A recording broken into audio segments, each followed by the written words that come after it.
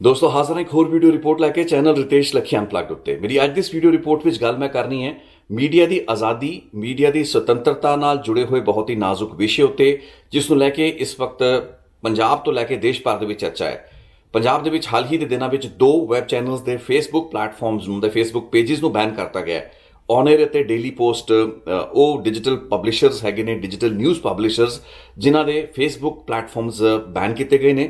मैं इस कार्रवाई की निखेधी भी की है। हालांकि इन्होंने यूट्यूब चैनल भी चलते पे ने, दस्या जाता कि विदेशों के इन्हों के फेसबुक पेज में भी एक्सैस किया जा सकता है। सो भारत के ही इन्हों बैन किया गया तो भारत सरकार वालों, मिनिस्ट्री वालों, कंसर्नड वालों एक कार्रवाई की गई होएगी। हुण वो किस दी सिफारिश उत्ते, किस दे कहे उत्ते की गई है, ये वेरवे जाने बाकी है। मेरी इन्होंने चैनल्स के नाल, इन्होंने डिजिटल पब्लिशर्स की एडिटोरीअल सोच के नाल, उन्होंने मैनेजमेंट के नाल कोई अजिहा कोई इतफाक नहीं है, कोई मेरी सोच रलती नहीं है। लेकिन जिथे भी मीडिया की आज़ादी उत्ते कोई पाबंदी लगती है, मैनूं लगता कि सानूं उसके खिलाफ आवाज़ चुकनी चाहिए है। बीते हफ्ते श्री अकाल तख्त साहिब के जत्थेदार ज्ञानी हरप्रीत सिंह होरां वल्लों एक बैठक सद्दी गई। इस बैठक के विच पंजाब की उस अनएलानी एमरजेंसी जिस तहत कि पत्रकारां नूं, डिजिटल न्यूज़ पब्लिशर्स नूं परेशान किया गया, तंग किया गया, उन्होंने घरां दे विच पुलिस भेजी गई या फिर उन्होंने थाने सद्या गया, फेक न्यूज़ या फिर फैक्ट चैकिंग के नाम उत्ते उन्होंने कई किस्म दे दबाव उन्होंने ते बनाए जाने की कोशिशें की गई। सो इन्हां बैठकों के विच बहुत खुल के पत्रकारों ने अपनी गलबात कही तो दस्या कि किस तरीके का इस वक्त माहौल है उसनूं सिरजा जा रहा है। पंजाब के इतिहास के पिछले 2-2.5 दहाकों के इतिहास के मौके बहुत अजिहे आए होंगे, सेंसिटिव पॉइंट्स आए ने, लेकिन अजिहा कोई समा नहीं आया जो कि श्री अकाल तख्त साहब के अदारे नूं इस पूरी की पूरी गलबात दे विच इंटरवीन करना पिया होवे, इंटरफेयर करना पिया होवे। श्री अकाल तख्त साहब के जत्थेदार ने जिहड़ा एक मैसेज दिता वो भी बहुत ही सही सुनेहा दिता कि अजिहे किसी भी पत्रकार जो दुनिया के किसी भी हिस्से दे विच अपना काम करता पाया है, तो जे किसी सरकार के खिलाफ वो काम करता पाया है, यानी कि वो अपना लॉजिकल काम करता पाया, मतलब ये नहीं भी तुसी हुकूमत के खिलाफत सिर्फ खिलाफत करके करनी है, बल्कि अपनी पत्रकारिता की भूमिका के जे तुसी अपनी गवर्नमेंट के खिलाफ लिखते हो तो थोनू तंग या प्रताड़ित किया जा रहा है, तो फिर श्री अकाल तख्त साहब का अदारा जिहड़ा है, इंस्टीट्यूशन जिहड़ा है, पिछे ढाल बन के खड़ा होएगा अजिहे पत्रकारों के। हुण प्रैक्टिकली किवें संभव हो पाएगा, नहीं हो पाएगा, ये तो एक वखरा विषय। लेकिन मैनूं लगा कि अज इस इशू नूं मैं एड्रैस जरूर करा। पंजाबी लिंक चैनल उत्ते मेरे एक वीडियो विच मेरे तुसी विचार सुन चुके हो, लेकिन उस तो बाद जिहड़े ऑनएयर ते डेली पोस्ट उत्ते पाबंदियां लगियां ने। लेकिन अज की गलबात नूं मैं थोड़ा जिहा ब्रॉड करांगा, क्योंकि देश दे विच बीते तकरीबन 1-1.5 हफ्ते दे विच एक नवीं कवायद शुरू हुई है, जिस विच की फैक्ट चैकिंग अदारा आया, एक थर्ड पार्टी फैक्ट चैकिंग के जरिए मीडिया की आज़ादी है, डिजिटल पब्लिशर्स के उत्ते की कोई अजिहियां पाबंदियां भविख दे विच लग सकदियां ने, जिन्हां दे जरिए सरकारी अदारे या कोई अजिही एजेंसी जो कि सरकार के दबाव या इन्फ्लुएंस हेठ काम कर रही होवे, वो फैक्ट चैक के नाम उत्ते किसी खबर नूं फेक न्यूज़ ऐलाने ते उस तो बाद जिहड़ा इंटरमीडिएरी हुंदा है, जिस दे विच यूट्यूब, फेसबुक या ट्विटर वर्गे प्लेटफॉर्म आ जाते हैं, उन्होंने इस खबर नूं टेक डाउन करना पे या इस खबर नूं हटाना पे। सो इस तरीके की एक कोशिश हो रही है तो इस दी रूपरेखा तैयार कर ली गई है। गेमिंग एक्ट के नाम के उत्ते समझा जा रहा है कि अजिहे कुछ प्रोविजनस लियाए जा रहे हैं ने, जिन्हां तहत एक फैक्ट चैकिंग एजेंसी जो कि अजे तक ये भी कहा जा रहा है कि प्रेस इन्फॉर्मेशन ब्यूरो PIB जो कि गवर्नमेंट ऑफ इंडिया का एक अदारा है, उसनूं जिम्मेवारी दी जाएगी। लेकिन कंसर्न मिनिस्टर ने उस तो इनकार करता है।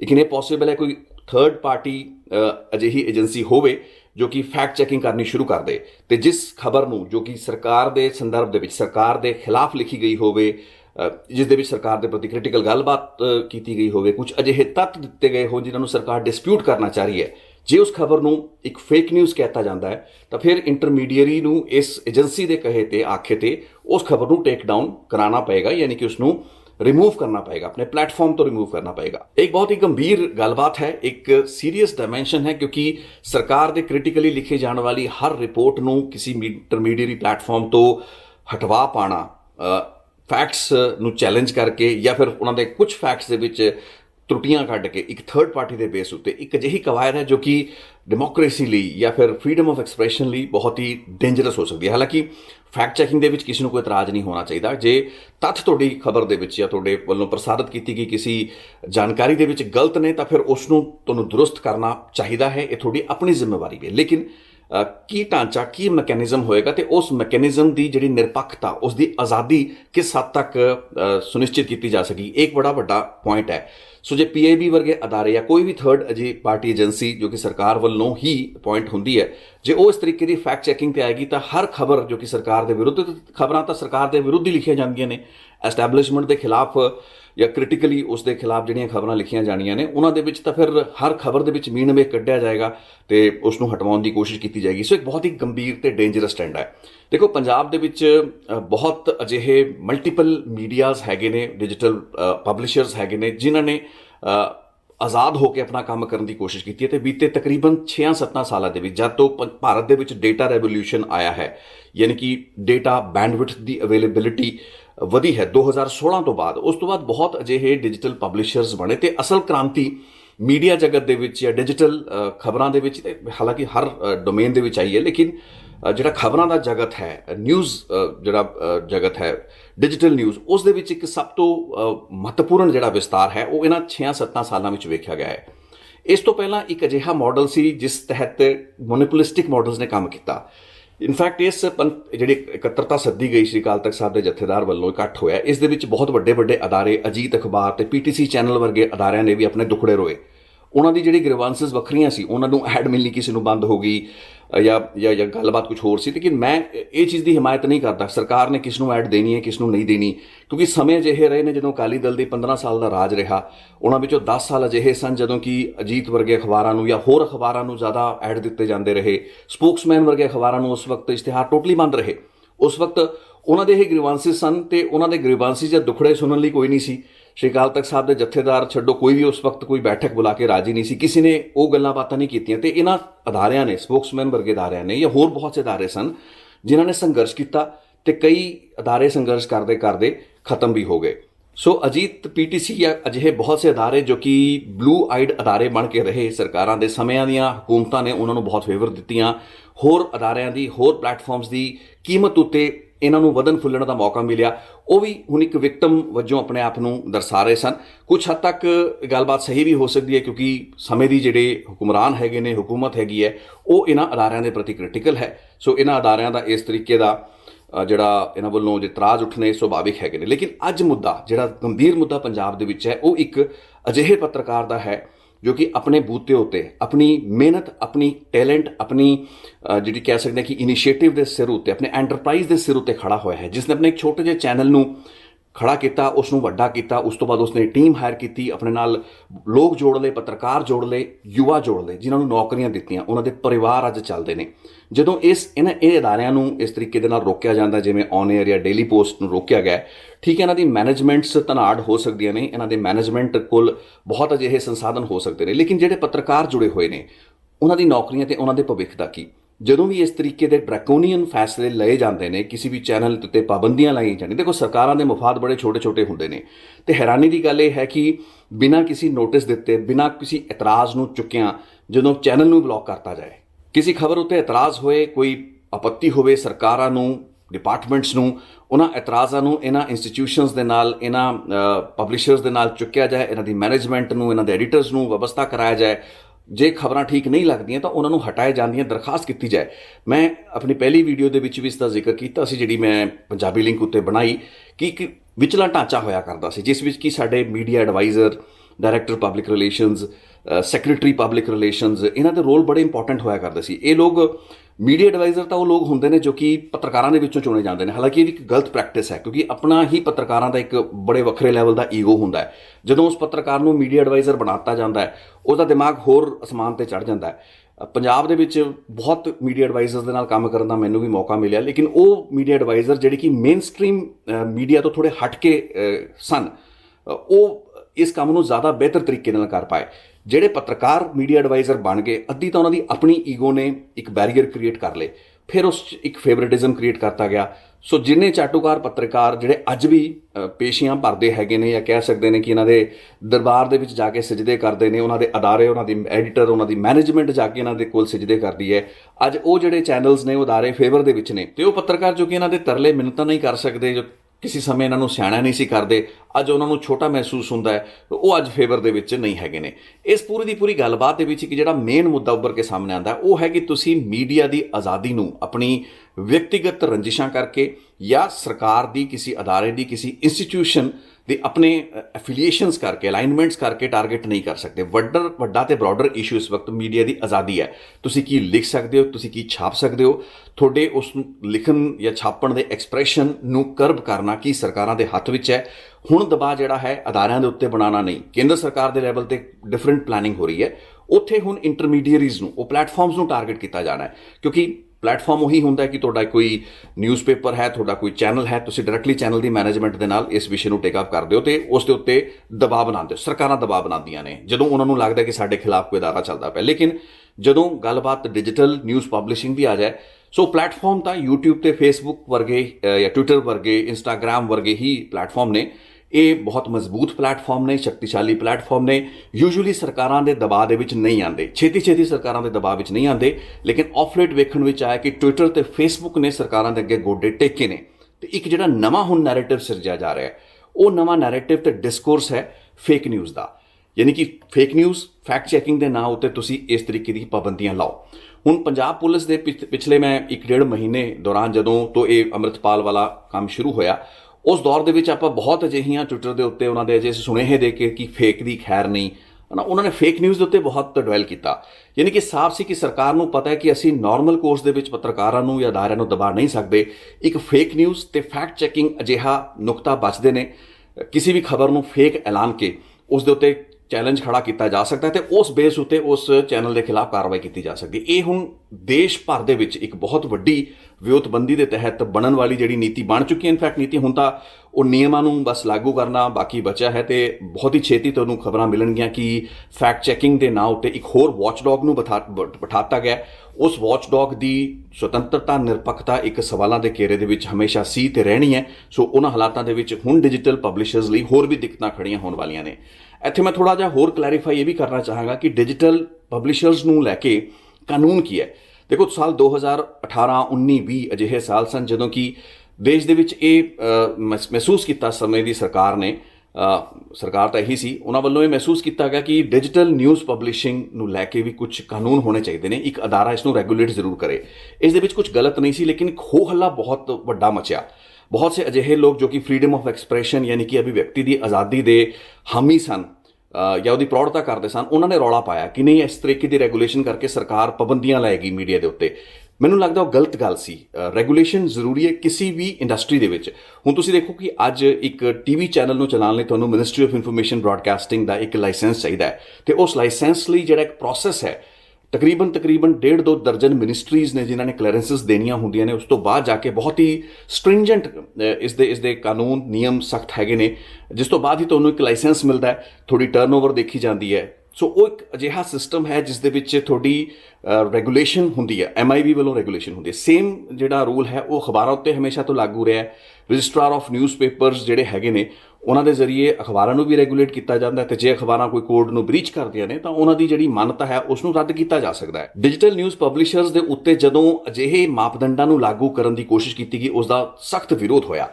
ਇਹ ਕਿਹਾ ਗਿਆ ਕਿ ਦੇਸ਼ ਦੇ ਵਿੱਚ ਸਰਕਾਰ ਕੋਈ ਨਾ ਕੋਈ ਅਜਿਹੀ ਲੋਮੜ ਚਾਲ ਚੱਲੇਗੀ ਜਿਸ ਦੇ ਜ਼ਰੀਏ ਕਿ ਡਿਜੀਟਲ ਪਬਲਿਸ਼ਰਸ ਜੋ ਕਿ ਅਜੇ ਸਰਕਾਰ ਦੇ ਕੰਟਰੋਲ ਤੋਂ ਬਾਹਰ ਨੇ, ਉਹਨਾਂ ਨੂੰ ਦਬਾਉਣ ਦੀ ਕੋਸ਼ਿਸ਼ ਹੋਏਗੀ। ਕੁਝ ਹੱਦ ਤੱਕ ਇਹ ਜਿਹੜਾ ਵਿਰੋਧ ਸੀ ਵਾਜਬ ਸੀ, ਲੇਕਿਨ ਕੁਝ ਹੱਦ ਤੱਕ ਇਹ ਗੈਰ ਵਾਜਬ ਵੀ ਸੀ, ਕਿਉਂਕਿ ਇੱਕ ਰੈਗੂਲੇਟਰ ਦਾ ਹੋਣਾ ਬਹੁਤ ਜ਼ਿਆਦਾ ਜ਼ਰੂਰੀ ਸੀ। ਲੇਕਿਨ ਅੱਜ ਤੁਸੀਂ ਵੇਖੋ ਕਿ ਜਿਹੜੀ ਨੀਤੀ ਇਹਨਾਂ ਦੀ ਡਿਜੀਟਲ ਨਿਊਜ਼ ਦੇ ਸੰਦਰਭ ਦੇ ਵਿੱਚ ਲਾਗੂ ਹੋਈ, ਉਸ ਦੇ ਵਿੱਚ 2 ਫੋਰਮ ਦਿੱਤੇ ਗਏ ਤੇ ਕਿਹਾ ਗਿਆ ਕਿ ਤੁਸੀਂ ਇਹਨਾਂ ਫੋਰਮ ਦੇ ਵਿੱਚ ਆਪਣੇ ਜਿੰਨੇ ਵੀ ਤੁਹਾਡੇ URL ਲਿੰਕਸ ਨੇ, YouTube ਚੈਨਲਾਂ ਦੇ ਨਾਂ, Facebook ਚੈਨਲਾਂ ਦੇ ਨਾਂ ਭਰੋ, ਆਪਣੇ ਅਦਾਰੇ ਦਾ ਨਾਂ ਭਰੋ, ਉਸ ਦੇ ਮਾਲਿਕ ਦਾ ਨਾਂ ਭਰੋ, ਉਹਨਾਂ ਦੇ ਕੰਟੈਕਟ ਨੰਬਰ ਦਿਓ, ਈਮੇਲ ਦਿਓ ਜੋ ਵੈਲਿਡ ਹੋਣੇ ਚਾਹੀਦੇ ਨੇ ਤੇ ਉਹ ਪੂਰੇ ਦੇ ਪੂਰੇ ਫਾਰਮੈਟ ਨੂੰ ਭਰ ਕੇ ਥੱਲੇ ਸਾਈਨ ਕਰਕੇ ਉਸ ਨੂੰ ਇੱਕ ਮੇਲ ਦੇ ਉੱਤੇ ਭੇਜ ਦਿਓ।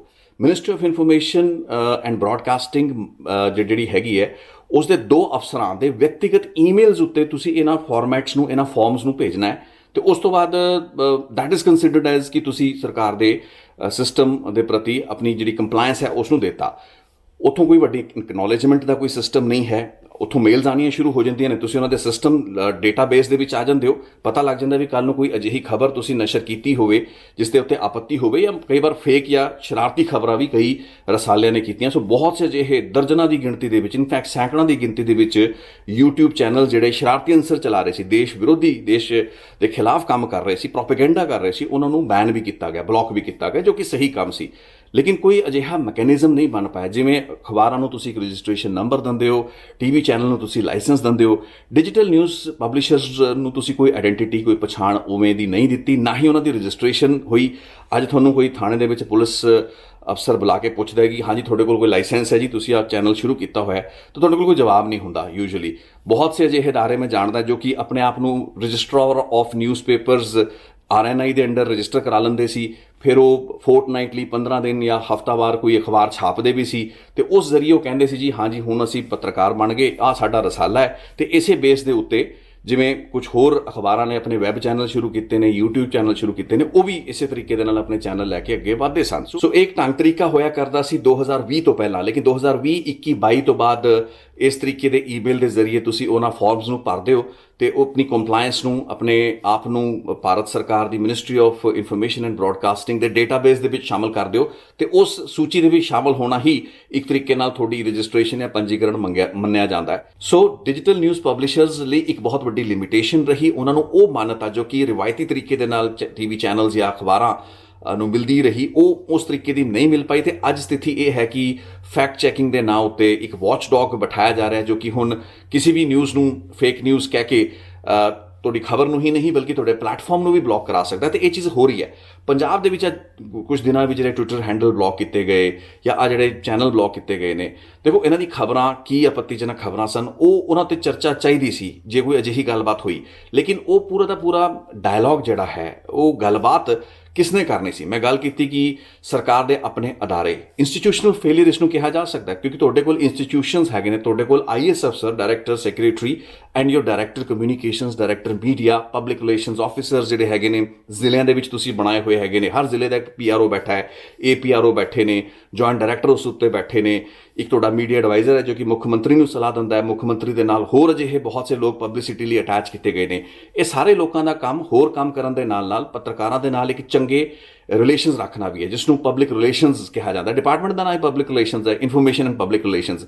ਸੋ ਪਬਲਿਕ ਰਿਲੇਸ਼ਨਸ ਦੇ ਨਾਂ ਦੇ ਉੱਤੇ ਅੱਜ ਸਾਰਿਆਂ ਦਾ ਸਾਰਾ ਢਾਂਚਾ ਹੈ ਉਹ ਕਲੈਪਸ ਕਰ ਚੁੱਕਾ। ਮੈਂ ਉਸ ਨੂੰ ਕਲੈਪਸ ਇਸ ਵਾਸਤੇ ਕਹਾਂਗਾ, ਆਪਸ ਦੇ ਵਿੱਚ ਕੋਈ ਟਰਸਟ ਨਹੀਂ ਬਚਿਆ, ਕੋਈ ਵਿਸ਼ਵਾਸ, ਕੋਈ ਭਰੋਸਾ ਹੀ ਨਹੀਂ ਬਚਿਆ ਵੀ ਕਿਸੇ ਪੱਤਰਕਾਰ ਨੇ ਜੇ ਕੋਈ ਕ੍ਰਿਟੀਕਲ ਖਬਰ ਲਿਖਤੀ, ਜੇ ਤੁਸੀਂ ਉਸ ਦੀ ਖਬਰ ਦੇ ਫੈਕਟਸ ਦੇ ਨਾਲ ਸਹਿਮਤ ਨਹੀਂ ਹੋ ਤਾਂ ਤੁਸੀਂ ਉਸ ਨੂੰ ਦਰੁਸਤ ਕਰ ਸਕਦੇ ਹੋ, ਤੁਸੀਂ ਉਸ ਨੂੰ ਬੇਨਤੀ ਕਰ ਸਕਦੇ ਹੋ, ਗੁਜ਼ਾਰਿਸ਼ ਕਰ ਸਕਦੇ ਹੋ, ਤੁਸੀਂ ਉਸ ਨੂੰ ਈਵਨ ਇਹ ਵੀ ਕਹਿ ਸਕਦੇ ਹੋ ਕਿ ਤੁਹਾਡੀ ਖਬਰ ਦੇ ਵਿੱਚ ਤੱਥ ਗਲਤ ਨੇ, ਇਸ ਕਾਰਨ ਤੁਸੀਂ ਲੋਕਾਂ ਨੂੰ ਮਿਸਲੀਡ ਕਰ ਰਹੇ ਹੋ, ਤੁਹਾਨੂੰ ਵਾਰਨ ਵੀ ਕੀਤਾ ਜਾ ਸਕਦਾ ਹੈ। ਇੱਕ ਡਾਇਲੌਗ, ਇੱਕ ਡਿਸਕੋਰਸ ਹੋਣਾ ਚਾਹੀਦਾ ਹੈ। ਤਰਾਸਦੀ ਇੱਥੇ ਖੜੀ ਹੋ ਜਾਂਦੀ ਹੈ ਕਿ ਉਹ ਇੰਸਟੀਟਿਊਸ਼ਨਸ, ਉਹ ਅਦਾਰੇ, ਆਫੀਸ਼ੀਅਲਸ, ਉਹ ਜਿਹੜਾ ਢਾਂਚਾ ਹੈ ਜੋ ਕਿ ਲੈਜੀਟੀਮੇਟ ਢਾਂਚਾ ਹੈ ਇਸ ਤਰੀਕੇ ਦੇ ਇਸ਼ੂਜ਼ ਨੂੰ ਰਿਜ਼ੋਲਵ ਕਰਨ ਦਾ, ਅੱਜ ਉਹ ਆਪਣਾ ਕੰਮ ਨਹੀਂ ਕਰ ਰਿਹਾ, ਉਹ ਡਿਫੰਕਟ ਪਿਆ ਹੈ।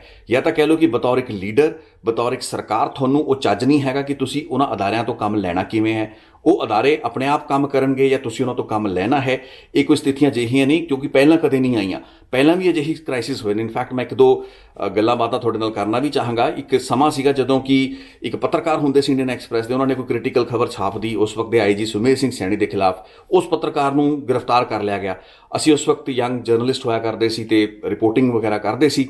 ਉਸ ਵਕਤ ਸਾਨੂੰ ਯਾਦ ਹੈ ਕਿ ਪੰਜਾਬ ਦੇ ਉਸ ਵਕਤ ਦੇ DGP ਸਰਬਦੀਪ ਸਿੰਘ ਵਿਰਕ ਸੀ, ਪ੍ਰੈਸ ਕਲੱਬ ਦੇ ਸਾਹਮਣੇ ਉਹਨਾਂ ਦੀ ਕੋਠੀ ਹੋਇਆ ਕਰਦੀ ਸੀ, ਸ਼ਾਇਦ ਅੱਜ ਕੱਲ੍ਹ ਵੀ ਉੱਥੇ ਹੋਏਗੀ। ਤਾਂ ਉਹਨਾਂ ਦੇ ਘਰ ਦੇ ਬਾਹਰ ਰਾਤ ਨੂੰ ਅਸੀਂ 1 ਵਜੇ ਤੱਕ ਨਾਅਰੇਬਾਜ਼ੀ ਕੀਤੀ। ਅਗਲੇ ਦਿਨ BBMB ਦਾ ਜਿਹੜਾ ਦਫ਼ਤਰ ਹੈ ਚੰਡੀਗੜ੍ਹ ਦੇ ਵਿੱਚ, ਉੱਥੇ ਕੈਪਟਨ ਅਮਰਿੰਦਰ ਸਿੰਘ ਦੀ ਕੋਈ ਮੀਟਿੰਗ ਸੀ, ਉਸ ਵਿੱਚ ਕਾਲੀਆਂ ਝੰਡੀਆਂ ਕੈਪਟਨ ਅਮਰਿੰਦਰ ਨੂੰ ਦਿਖਾਈਆਂ ਗਈਆਂ। ਇੱਕ ਹੋਰ ਅਜਿਹਾ ਇੰਸਟੈਂਸ ਆਇਆ ਸੀ ਜਲੰਧਰ ਦੇ ਵਿੱਚ, ਇੱਕ NDTV ਦੇ ਪੱਤਰਕਾਰ ਸੀ ਮਿਸਟਰ ਮਲਹੋਤਰਾ ਕਰਕੇ, ਉਹਨਾਂ ਨੇ ਇੱਕ ਲਵਲੀ ਪ੍ਰੋਫੈਸ਼ਨਲ ਯੂਨੀਵਰਸਿਟੀ ਦੇ ਵਿੱਚ ਕੋਈ ਖਬਰ ਕਰਨ ਦੇ ਸੰਦਰਭ ਦੇ ਵਿੱਚ ਉਹ ਐਂਟਰ ਕੀਤੇ, ਉਹਨਾਂ ਦੇ ਉੱਤੇ ਪਰਚਾ ਰਜਿਸਟਰ ਕਰ ਲਿਆ ਗਿਆ। ਤਾਂ ਬਹੁਤ ਹੀ ਰਸੂਖਦਾਰ ਲਵਲੀ ਪ੍ਰੋਫੈਸ਼ਨਲ ਯੂਨੀਵਰਸਿਟੀ ਹੈ, ਤੇ ਉੱਥੋਂ ਦੀ ਜਿਹੜੀ ਪੁਲਿਸ ਸੀ ਉਹਨਾਂ ਨੇ ਮਿਲੀ ਭੁਗਤ ਕਰਕੇ ਉਸ ਪੱਤਰਕਾਰ ਦੇ ਖਿਲਾਫ ਪਰਚਾ ਰਜਿਸਟਰ ਕਰਤਾ। ਸੋ NDTV ਨੇ ਵੀ ਉਸ ਦੀ ਹਿਮਾਇਤ ਨਹੀਂ ਕੀਤੀ, ਲੇਕਿਨ ਪੱਤਰਕਾਰਾਂ ਨੇ ਰਲ ਕੇ ਪੂਰੇ ਪੰਜਾਬ ਦੇ ਵਿੱਚ ਜ਼ਿਲ੍ਹਾ ਪੱਧਰ ਉੱਤੇ ਧਰਨੇ ਮਾਰੇ। ਉਸ ਤੋਂ ਬਾਅਦ ਸਰਕਾਰ ਉੱਤੇ ਦਬਾਅ ਬਣਿਆ ਤੇ ਉਸ ਪੱਤਰਕਾਰ ਨੂੰ ਜਿਹੜਾ ਸੀ ਉਸ ਕੇਸ ਦੇ ਵਿੱਚੋਂ ਕੱਢਿਆ ਗਿਆ। ਸੋ ਅਜਿਹੀਆਂ ਬਹੁਤ ਘਟਨਾਵਾਂ ਹੁੰਦੀਆਂ ਰਹੀਆਂ ਨੇ, ਕਲੈਸ਼ਿਸ ਹੁੰਦੇ ਰਹਿੰਦੇ ਨੇ, ਲੇਕਿਨ ਇੱਕ ਡਿਸਪਿਊਟ ਨੂੰ ਰਿਜ਼ੋਲਵ ਕਰਨ ਦਾ ਇੱਕ ਮੈਕੈਨਿਜ਼ਮ ਤੇ ਢਾਂਚਾ ਅਵੇਲੇਬਲ ਹੈ, ਇਸ ਲਈ ਇਹ ਅਦਾਰੇ ਬਣੇ ਹੋਏ ਨੇ। ਲੇਕਿਨ ਅੱਜ ਦੀ ਤਰੀਕ ਦੇ ਵਿੱਚ ਇਹ ਸਾਰੇ ਦੇ ਸਾਰੇ ਇੰਸਟੀਟਿਊਸ਼ਨਸ ਡਿਫੰਕਟ ਨੇ। ਅੱਜ ਪੁਲਿਸ ਕਰਮਚਾਰੀਆਂ ਨੂੰ, ਥਾਣੇਦਾਰਾਂ ਨੂੰ ਪੱਤਰਕਾਰਾਂ ਦੇ ਘਰਾਂ ਵਿੱਚ, ਉਹਨਾਂ ਦੇ ਪਿੰਡਾਂ ਵਿੱਚ ਭੇਜ ਕੇ ਦੱਸਣ ਦੀ ਕੋਸ਼ਿਸ਼ ਕੀਤੀ ਜਾਂਦੀ ਹੈ ਕਿ ਕਿਸ ਮਰਿਆਦਾ ਵਿੱਚ ਉਹਨਾਂ ਨੇ ਰਹਿਣਾ ਹੈ, ਸਰਕਾਰ ਦੇ ਖਿਲਾਫ ਕ੍ਰਿਟੀਕਲੀ ਨਹੀਂ ਲਿਖਣਾ, ਜਦੋਂ ਕਿ ਵੈਸੇ ਤਾਂ ਇਹ ਗੱਲਾਂ ਬਾਤਾਂ ਕਰਨ ਦਾ ਸਰਕਾਰ ਦਾ ਕੋਈ ਮਤਲਬ ਨਹੀਂ। ਲੇਕਿਨ ਜੇ ਕੋਈ ਗੱਲ ਤੁਸੀਂ ਕੋਈ ਮੈਸੇਜ ਤੁਸੀਂ ਪੱਤਰਕਾਰਾਂ ਤੱਕ ਦੇਣਾ ਹੀ ਹੈ ਤਾਂ ਉਸ ਨੂੰ ਡੰਡੇ ਦੇ ਜ਼ੋਰ ਦੇ ਉੱਤੇ ਤੁਸੀਂ ਦੇਣਾ ਚਾਹੋ, ਇਸ ਤੋਂ ਮੰਦਭਾਗਾ ਪੰਜਾਬ ਲਈ ਕੀ ਹੋ ਸਕਦਾ। ਸੋ ਇੱਕ ਅਜਿਹਾ ਜਿਹੜਾ ਢਾਂਚਾ ਜੋ ਕਿ ਇਸ ਕੰਮ ਲਈ ਮੌਜੂਦ ਹੈ ਉਸ ਨੂੰ ਤੁਸੀਂ ਇਸਤੇਮਾਲ ਨਹੀਂ ਕਰ ਪਾ ਰਹੇ ਹੋ, ਵਰਤ ਨਹੀਂ ਪਾ ਰਹੇ ਹੋ, ਜਾਂ ਉਹ ਢਾਂਚਾ ਆਪਣੇ ਆਪ ਦੇ ਵਿੱਚ ਡਿਫੰਕਟ ਹੈ। ਅਜਿਹੇ ਮਾੜੇ ਸਲਾਹਕਾਰ ਸਰਕਾਰ ਨੂੰ ਮਿਲੇ ਹੋਏ ਨੇ ਜਿਨ੍ਹਾਂ ਨੂੰ ਇਹ ਨਹੀਂ ਪਤਾ ਵੀ ਇੱਕ ਨਾਰਮਲ ਜੀ ਸਥਿਤੀ ਹੁੰਦੀ ਹੈ, ਇਹ ਨਾਰਮਲ ਗੱਲਾਂ ਬਾਤਾਂ ਹੁੰਦੀਆਂ ਨੇ। ਇਸ ਤਰੀਕੇ ਦੇ ਟਕਰਾਅ ਸਰਕਾਰਾਂ ਦੇ ਹੁੰਦੇ ਰਹਿੰਦੇ ਨੇ ਤੇ ਪੱਤਰਕਾਰਾਂ ਦੇ ਨਾਲ ਹੀ ਹੁੰਦੇ ਨੇ। ਪਹਿਲਾਂ ਕੋਈ ਅਜਿਹੀ ਸਥਿਤੀ ਨਹੀਂ ਰਹੀ ਹੈ ਕਿ ਜਦੋਂ ਕਦੇ ਟਕਰਾਅ ਨਹੀਂ ਹੋਏ, ਲੇਕਿਨ ਸਥਿਤੀਆਂ ਨੂੰ ਰਿਜ਼ੋਲਵ ਕੀਤਾ ਗਿਆ। ਕਦੀ ਸ਼੍ਰੀ ਅਕਾਲ ਤਖਤ ਸਾਹਿਬ ਦੇ ਜਥੇਦਾਰ ਨੂੰ ਇਸ ਤਰੀਕੇ ਦੀਆਂ ਬੈਠਕਾਂ ਬੁਲਾਏ ਜਾਣ ਦੀ ਨੌਬਤ ਨਹੀਂ ਆਈ। ਸੋ ਬਹੁਤ ਅਜਿਹੇ ਸਵਾਲ ਨੇ ਜੋ ਕਿ ਉੱਭਰਦੇ ਨੇ। ਪੰਜਾਬ ਸਰਕਾਰ ਜੋ ਕਰ ਰਹੀ ਹੈ, ਜੋ ਕਿ ਆਪਣੇ ਆਪ ਨੂੰ ਲੋਕਾਂ ਦੀ ਸਰਕਾਰ ਕਹਿੰਦੀ ਹੈ, ਉਸ ਪੱਖੋਂ ਇਹ ਕਰਨਾ ਹੋਰ ਵੀ ਮੰਦਭਾਗਾ ਹੈ। ਮੈਂ ਕੁਝ ਅਜਿਹੇ ਕਲਾਕਾਰਾਂ ਨੂੰ ਵੀ ਜਾਣਦਾ ਜਿਨ੍ਹਾਂ ਨੇ ਦੱਸਿਆ ਕਿ ਇੱਕ ਬਹੁਤ ਹੀ ਸਧਾਰਨ ਜੀ ਸੋਸ਼ਲ ਮੀਡੀਆ ਦੇ ਉੱਤੇ ਉਹਨਾਂ ਨੇ ਪੋਸਟ ਪਾਈ ਤੇ ਉਸ ਤੋਂ ਬਾਅਦ 2-2 ਦਰਜਨ ਪੁਲਿਸ ਕਰਮਚਾਰੀ ਉਹਨਾਂ ਦੇ ਘਰਾਂ ਨੂੰ ਘੇਰ ਲੈਂਦੇ ਨੇ। ਉਸ ਤਰੀਕੇ ਦੀ ਨਾਕਾਬੰਦੀ ਉਸਦੇ ਘਰ ਦੀ ਹੋ ਜਾਂਦੀ ਹੈ। ਆਈ ਵਾਜ਼ ਲਾਈਕ ਸ਼ੌਕਡ ਐਂਡ ਸਰਪ੍ਰਾਈਜ਼ ਕਿ ਆਹ ਤੁਹਾਡੇ ਨਾਲ ਵੀ ਹੋ ਰਿਹਾ ਹੈ। ਮੈਂ ਕਲਾਕਾਰ ਦੀ ਗੱਲ ਕਰ ਰਿਹਾ, ਮੈਂ ਕਿਸੇ ਪੱਤਰਕਾਰ ਦੀ ਗੱਲ ਨਹੀਂ ਕਰਦਾ ਪਿਆ। ਸੋ ਇਸ ਤਰੀਕੇ ਦੀਆਂ ਜਿਹੜੀਆਂ ਘਟਨਾਵਾਂ ਹੋ ਰਹੀਆਂ ਨੇ ਉਹ ਇੱਕ ਬਹੁਤ ਹੀ ਮਾੜਾ ਰੁਝਾਨ ਹੈ। ਇਹ ਘਟਨਾਵਾਂ ਕਿਉਂ ਵਾਪਰ ਰਹੀਆਂ ਨੇ, ਕਿਉਂ ਸਭ ਕੁਝ ਹੋ ਰਿਹਾ, ਕਿਸ ਦੇ ਕਹੇ ਤੇ ਹੋ ਰਿਹਾ ਹੈ, ਇਸ ਦਾ ਐਨਾਲਿਸਿਸ ਸਰਕਾਰ ਨੇ ਕਰਨਾ ਹੈ। ਮੁੱਖ ਮੰਤਰੀ ਨੂੰ ਇਹ ਸੋਚਣ ਦੀ ਲੋੜ ਹੈ ਕਿ ਭਵਿੱਖ ਦੇ ਵਿੱਚ ਜਿਹੜਾ ਇਤਿਹਾਸ ਲਿਖਿਆ ਜਾਣਾ ਹੈ ਉਸ ਦੇ ਵਿੱਚ ਇਹ ਚੀਜ਼ਾਂ ਹਮੇਸ਼ਾ ਲਈ ਦਰਜ ਹੋਣਗੀਆਂ ਕਿ ਤੁਸੀਂ ਪੰਜਾਬ ਦੇ ਪੱਤਰਕਾਰਾਂ ਦੇ ਨਾਲ, ਫ੍ਰੀ ਮੀਡੀਆ ਦੇ ਨਾਲ ਕੀ ਕਰਨ ਦੀ ਕੋਸ਼ਿਸ਼ ਕੀਤੀ। ਪੱਤਰਕਾਰ ਅਤੇ ਪੱਤਰਕਾਰਿਤਾ ਦੀ ਆਜ਼ਾਦੀ ਨਾਲ ਜੁੜੇ ਹੋਏ ਸਰੋਕਾਰਾਂ ਲਈ ਸ਼੍ਰੀ ਅਕਾਲ ਤਖਤ ਸਾਹਿਬ ਵਰਗੇ ਅਦਾਰਿਆਂ ਨੂੰ ਅੱਗੇ ਆਉਣ ਦੀ ਲੋੜ ਪੈ ਰਹੀ ਹੈ। ਇਹ ਨੌਬਤ ਕਿਉਂ ਆ ਰਹੀ ਹੈ? ਇਸ ਲਈ ਪੰਜਾਬ ਦੇ ਮੁੱਖ ਮੰਤਰੀ ਨੂੰ, ਪੰਜਾਬ ਸਰਕਾਰ ਨੂੰ ਆਪਣੇ ਅੰਦਰ ਝਾਤ ਮਾਰਨ ਦੀ ਲੋੜ ਹੈ। ਆਪਣੇ ਇਹਨਾਂ ਇੰਸਟੀਟਿਊਸ਼ਨਸ, ਆਪਣੇ ਜਿਹੜੇ ਢਾਂਚੇ, ਮੈਕੈਨਿਜ਼ਮ ਉਹਨਾਂ ਨੇ ਡਿਵੈਲਪ ਕਰ ਰੱਖੇ ਨੇ, ਉਹਨਾਂ ਨੂੰ ਹੋਰ ਨੇੜਤਾ ਦੇ ਨਾਲ ਵੇਖਣ ਦੀ ਲੋੜ ਹੈ। ਜੇ ਉਹ ਸੰਜੀਦਾ ਹੈਗੇ ਨੇ, ਉਹਨਾਂ ਦੀ ਜੇ ਨੀਅਤ ਸਾਫ਼ ਹੈ, ਤਾਂ ਫਿਰ ਇਹ ਸਾਰੀ ਘਟਨਾਵਾਂ ਬੇਲੋੜੀਆਂ ਘਟਨਾਵਾਂ ਨੇ, ਇਹਨਾਂ ਦੀ ਕੋਈ ਨੌਬਤ ਨਹੀਂ, ਕੋਈ ਗੁੰਜਾਇਸ਼ ਨਹੀਂ ਹੈ। ਜਿਹੜੇ ਚੈਨਲ ਬੈਨ ਕੀਤੇ ਗਏ ਨੇ, ਜੇ ਉਹਨਾਂ ਨੂੰ ਸਿਰਫ ਇਸ ਵਾਸਤੇ ਬੈਨ ਕੀਤਾ ਕਿ ਉਹਨਾਂ ਉੱਤੇ ਕੋਈ ਖਬਰਾਂ ਅਜਿਹੀਆਂ ਚੱਲੀਆਂ ਜੋ ਕਿ ਸਰਕਾਰ ਦੇ ਕ੍ਰਿਟੀਕਲ ਸਨ, ਤਾਂ ਮੈਨੂੰ ਲੱਗਦਾ ਦੈਟ ਇਜ਼ ਅਨਫੋਰਚੂਨੇਟ। ਜੇ ਹੋਰ ਕਾਰਨ ਹੈਗੇ ਨੇ ਇਹਨਾਂ ਅਦਾਰਿਆਂ ਨੂੰ, ਇਹਨਾਂ ਫੇਸਬੁੱਕ ਪੇਜਸ ਨੂੰ ਬਲੌਕ ਕਰਨ ਦੇ, ਕੁਝ ਹੋਰ ਵੱਡੇ ਰੀਜ਼ਨਸ ਹੈਗੇ ਨੇ ਜੋ ਕਿ ਸਾਡੀ ਸਮਝ ਦੇ ਵਿੱਚ, ਸਾਡੀ ਜਾਣਕਾਰੀ ਦੇ ਵਿੱਚ ਨਹੀਂ ਹੈਗੇ ਨੇ, ਘੱਟੋ ਘੱਟ ਉਹ ਚੀਜ਼ਾਂ ਦੇ ਉੱਤੇ ਵੀ ਜਾਣਕਾਰੀ ਸਰਕਾਰ ਨੂੰ ਦੇਣੀ ਬਣਦੀ ਹੈ, ਕਿਉਂਕਿ ਇਹ ਮੁੱਦਾ ਅਭਿਵਿਅਕਤੀ ਦੀ ਆਜ਼ਾਦੀ, ਫਰੀडम ਆਫ ਐਕਸਪ੍ਰੈਸ਼ਨ ਦੇ ਇੱਕ ਫੰਡਾਮੈਂਟਲ ਰਾਈਟ ਦੇ ਨਾਲ ਜੁੜਦਾ ਹੈ। ਇੱਕ ਮੌਲਿਕ ਅਧਿਕਾਰ ਹੈ ਜਿਸ ਤੋਂ ਵਾਂਝਾ ਰੱਖਣ ਦੀ ਕੋਸ਼ਿਸ਼ ਕੀਤੀ ਜਾ ਰਹੀ ਹੈ। ਉਹ ਵੀ ਇੱਕ ਅਜਿਹੇ ਪੜ੍ਹੇ ਲਿਖੇ ਬੁੱਧੀਜੀਵੀ ਵਰਗ ਨੂੰ ਜੋ ਕਿ ਇਸ ਸਿਸਟਮ ਦੀ, ਇਸ ਜਮਹੂਰੀਅਤ ਦੀ ਰੀੜ੍ਹ ਦੀ ਹੱਡੀ ਮੰਨਿਆ ਜਾਂਦਾ ਹੈ। That is most unfortunate. ਤਾਂ ਸਰਕਾਰ ਨੂੰ ਆਪਣੀਆਂ ਇਹਨਾਂ ਹਰਕਤਾਂ ਤੋਂ ਬਾਜ਼ ਆਉਣ ਦੀ ਵੀ ਲੋੜ ਹੈ। ਸੋ ਆਉਣ ਵਾਲੇ ਸਮਿਆਂ ਦੇ ਵਿੱਚ ਦੇਖਾਂਗੇ ਕਿ ਸਰਕਾਰਾਂ ਇਹ ਲੈਸਨਸ ਇਹਨਾਂ ਘਟਨਾਵਾਂ ਤੋਂ ਲੈਂਦੀਆਂ ਨੇ ਤੇ ਆਪਣੇ ਕੋਰਸ ਨੂੰ ਕਰੈਕਟ ਕਰਦੀਆਂ ਨੇ, ਜਿਸ ਨੂੰ ਕੋਰਸ ਕਰੈਕਸ਼ਨ ਕਿਹਾ ਜਾਂਦਾ ਹੈ, ਜਾਂ ਫਿਰ ਇਸੇ ਟੱਰੇ ਉੱਤੇ ਚੱਲਦੀਆਂ ਨੇ, ਕਿਉਂਕਿ ਇਸ ਟੱਰੇ ਦੇ ਉੱਤੇ ਚੱਲ ਕੇ ਤੁਹਾਨੂੰ ਥੋੜ੍ਹੀ ਦੇਰ ਲਈ ਤਾਂ ਸ਼ੌਹਰਤਾਂ ਮਿਲ ਸਕਦੀਆਂ ਨੇ, ਥੋੜ੍ਹੀ ਦੇਰ ਲਈ ਤਾਂ ਤੁਹਾਨੂੰ ਇੱਕ ਮਿਲ ਸਕਦੀ ਹੈ ਕਿ ਦੇਖੋ ਅਸੀਂ ਵੱਡੇ ਵੱਡੇ ਪੱਤਰਕਾਰ ਦਬਾਤੇ, ਵੱਡੇ ਵੱਡੇ ਅਦਾਰਿਆਂ ਨੂੰ ਆਪਣੀ ਲੱਤ ਦੇ ਥੱਲੇ ਲਿਆਂਦਾ, ਲੇਕਿਨ ਲੌਂਗ ਟਰਮ ਦੇ ਵਿੱਚ ਇਸ ਨੇ ਇੱਕ ਉਹ ਕਾਲਾ ਇਤਿਹਾਸ ਲਿਖਣਾ ਹੈ ਜੋ ਕਿ ਤੁਹਾਨੂੰ ਮਾਫ ਨਹੀਂ ਕਰੇਗਾ ਤੇ ਤੁਹਾਡੀ ਭੂਮਿਕਾ ਇਤਿਹਾਸ ਦੇ ਵਿੱਚ ਹਮੇਸ਼ਾ ਲਈ ਕਾਲੇ ਅੱਖਰਾਂ ਦੇ ਵਿੱਚ ਲਿਖੀ ਜਾਏਗੀ। ਸੋ ਇਸ ਚੀਜ਼ ਤੋਂ ਬਚਣ ਦੀ ਲੋੜ ਹੈ। ਉਹ ਸਰਕਾਰ ਜੋ ਕਿ ਆਪਣੇ ਆਪ ਨੂੰ ਲੋਕਾਂ ਦੀ ਸਰਕਾਰ ਕਹਿੰਦੀ ਹੈ, ਅਖਵਾਉਂਦੀ ਹੈ, ਉਸ ਨੂੰ ਤਾਂ ਜ਼ਿਆਦਾ ਲੋੜ ਹੈ। ਸੋ ਅੱਜ ਦੀ ਵੀਡੀਓ ਦੇ ਵਿੱਚ ਮੈਂ ਇਹੀ ਗੱਲਾਂ ਬਾਤਾਂ ਕਰਨਾ ਚਾਹੁੰਦਾ ਸੀ। ਆਸ ਕਰਾਂਗਾ ਠੀਕ ਲੱਗੀਆਂ ਹੋਣਗੀਆਂ ਤੇ ਤੁਸੀਂ ਆਪਣੀ ਫੀਡਬੈਕ, ਆਪਣੀ ਰਾਏ ਇਸ ਵਿਸ਼ੇ ਦੇ ਉੱਤੇ ਜ਼ਰੂਰ ਦੇ ਸਕਦੇ ਹੋ ਕਮੈਂਟ ਸੈਕਸ਼ਨ ਦੇ ਵਿੱਚ ਜਾ ਕੇ। ਸੋ ਇੱਕ ਹੋਰ ਵੀਡੀਓ ਰਿਪੋਰਟ ਲੈ ਕੇ ਛੇਤੀ ਹਾਜ਼ਰ ਹੋਵਾਂਗਾ ਤੇ ਅਗਲੀ ਰਿਪੋਰਟ ਬਹੁਤ ਇੰਪੋਰਟੈਂਟ ਹੈ, ਉਹ ਰਿਪੋਰਟ ਵੇਖਣਾ ਨਾ ਤੁਸੀਂ ਭੁੱਲਿਓ। Thank you so much.